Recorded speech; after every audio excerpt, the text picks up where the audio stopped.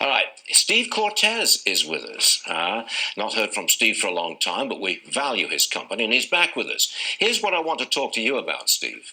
AOC, Alexandria Ocasio-Cortez, she went after Governor Cuomo, Democrat, New York, saying that Cuomo's ideas for fixing this problem in New York State are geared towards the wealthy.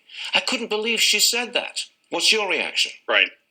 Well, first of all, no relation. Different Cortez, that's for sure, in every way, particularly philosophically. No, listen, I think that Andrew Cuomo, who, by the way, has governed as an absolute radical historically, so he is not a moderate. But that said, right now, he's acting like a statesman. He's doing what leaders should do. He's doing what President Trump is doing at the national level and Governor Cuomo's doing at the state level. He's really acting, I think, in the best interest of New York, a place which, as you well know, is under siege right now. So it's a cheap shot for AOC. I'm not surprised, unfortunately, because this is often what the left does. The left tries to use situations of crises for political advantage, and unfortunately, we see that with AOC.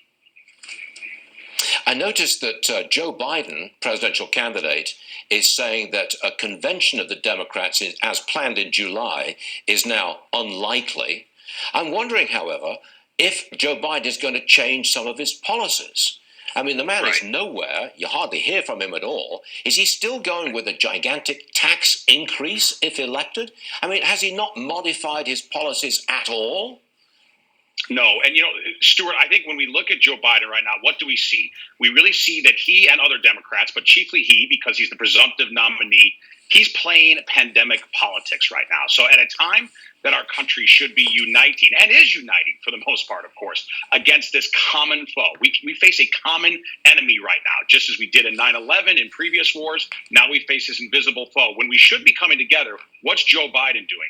First of all, he's spreading outright lies. He's doing it in his interviews and on Twitter. For example, he said that walls don't stop a virus. Well, yes, Joe, actually they do. That's the entire point of a quarantine. And his PAC, which is ironically called Unite the Country, is doing anything but uniting the country. Instead, it's spreading its own divisive lies. It has a commercial which is airing in the middle of this crisis, Stuart, in the middle of this time when people are losing their jobs, when people are getting sick, when the entire country is worried and needs to unite with one purpose.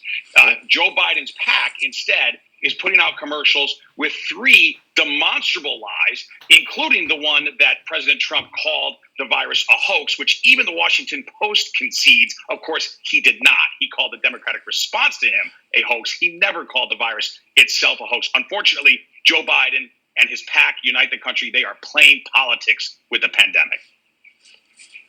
Look, Steve, without putting too fine a point on it, the election in November, when it takes place, will be all about President Trump and how did he handle the virus. And that, frankly, is it. 30 seconds. Last word to you.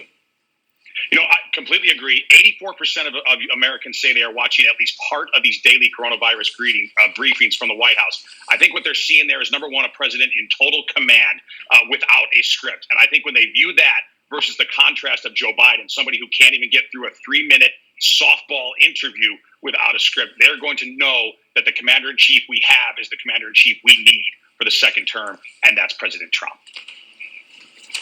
Steve Cortes, a pleasure to have you back. Don't be such a stranger. We'll see you again real soon, Mr. Cortes. Thank you, Stuart.